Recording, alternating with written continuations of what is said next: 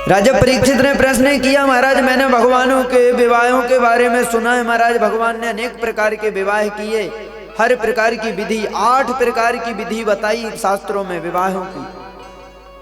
वैदिक विवाह, राक्षस विवाह, पिशाच विवाह, गंधर्व विवाह, मनुष्य विवाह, हर एक विवाह। तो महाराज मैंने सुना है कि भगवान ने राक्षस विधि से, भगवान जो पहला विवाह हुआ है भगवान ने राक्षस विधि से किया है। राक्षस विधानेयम, राक्षस विधि से भगवान ने माता रुक्मिणी के साथ पानी ग्रहण किया है। बोले महाराज भगवान ये सब जानते थे, फिर इनने उल्लंघन क्यों किया? देखो विवाह है जो 8 प्रकार के होते हैं ना, उसमें ये राक्षस विवाह है, एक गंधर्व विवाह है, एक पिशाच विवाह है, एक राक्षस विवाह है।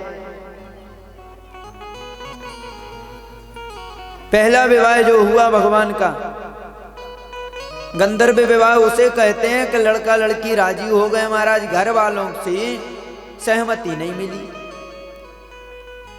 लड़की जाति से कोई और है, लड़का जाति से कोई और है, गांव वालों ने सहमति नहीं दी तो महाराज जाके किसी मंदिर में दोनों ने जयमाला डाल ली, कोर्ट मैरिज कर लिया, विवाह हो गया।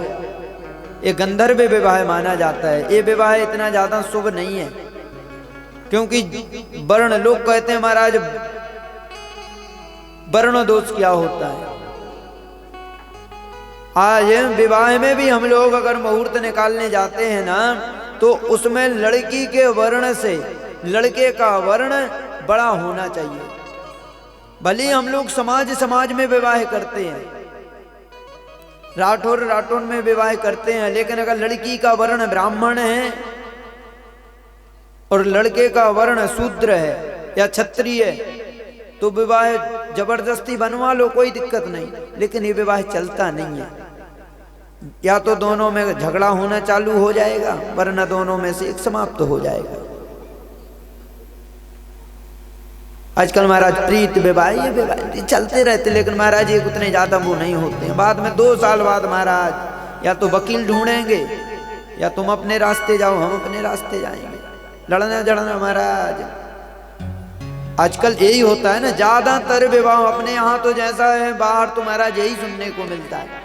कुछ समय पहले महाराज विदेश यात्रा में, वहाँ तो और विवाह की रीति समाप्त, वहाँ विवाह में भाई ज्यादा होते ही नहीं है। मैंने ज्यादा वहाँ पर कपल देखे ही नहीं है जो एक साथ में कपल रहते हो, सब दूर दूर है।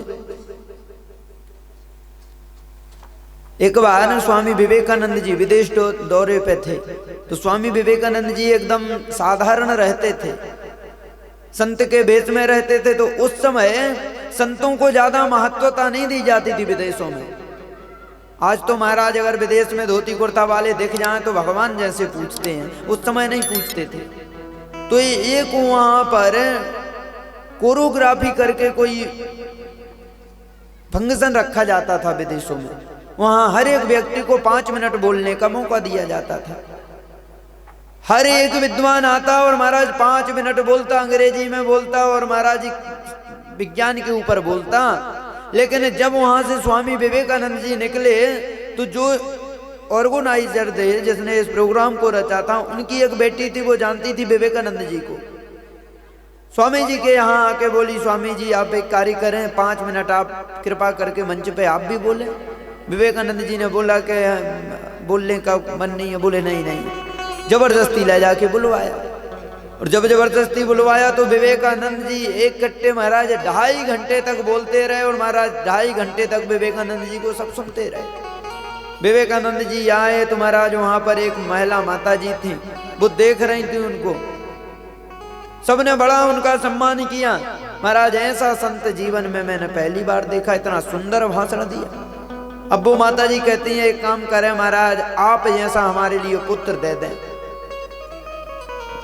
विवेकानंद जी बोले, हम तो महाराज विवाह नहीं करेंगे, हम सन्यासी हैं। बोले विवाह करने के लिए नहीं बोल रहे हैं महाराज, आप जैसा हम पुत्र चाह रहे हैं। तो विवेकानंद जी ने माता जी की 3 परिक्रमा की। बोले माता जी हमने आपकी परिक्रमा कर ली, आपसे आज से हम आपके पुत्र और हमारी आप माता। इसको ही कर्म भूमि बोलते हैं। जो ये भारत भूमि है, ये कर्म भूमि है। अन्य और जो भूमि है वो भोग भूमि है। चाहे वो अमेरिका ले लो, रूस ले लो, रसिया ले लो, अफगानिस्तान ले लो, पाकिस्तान ले लो, ये सब भोग भूमि है महाराज। यहाँ पर भोगों ज्यादा उपस्थित मिलेंगे, लेकिन एक कर्म भूमि है, एक ज्ञान की भूमि है, ये देव की भूमि है। यहाँ पर देवता निवास करते हैं।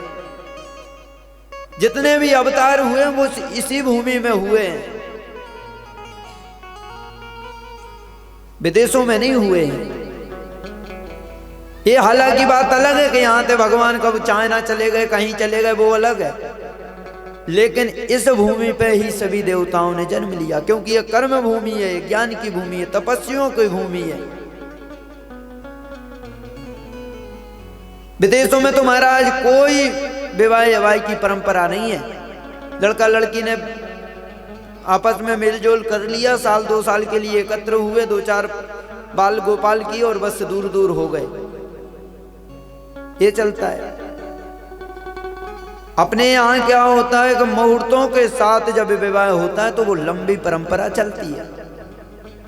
हम लोगों के यहाँ 7 जन्मों का वचन लिया जाता है कि एक जन्म तो नहीं, हमारा 7 जन्मों तक साथ रहेंगे, और वहाँ हमारा 7 महीना मुश्किल पड़ जाता है, क्योंकि वहाँ मुहूर्त सहूर्त कुछ नहीं है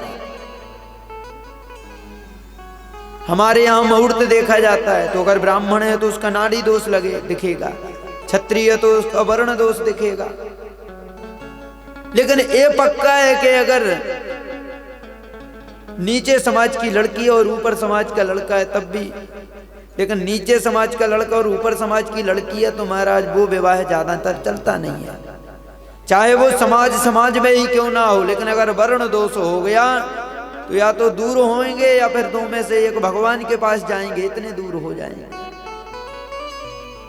ये बात ऐसी नहीं है, मुहूर्तों की बात है, ज्योतिष की बात है। कई बार आते हैं महाराज हाथ देखो, दूर क्यों हो गए। अब हाथ देखने से क्या होता है, जब चिड़िया चुप गई खेत अरे पहले किसी विद्वान ब्राह्मण के यहाँ जाते, दोनों का मोलजोल दिखाते, फिर आगे की परंपराएं चलती। अब बाल गोपाल हो गए, अब पंडित जी हाथ देखो। अब पंडित जी क्या करेंगे, क्या हाथ देख लें, हाड़ देख लें तुम्हारे क्या देखें।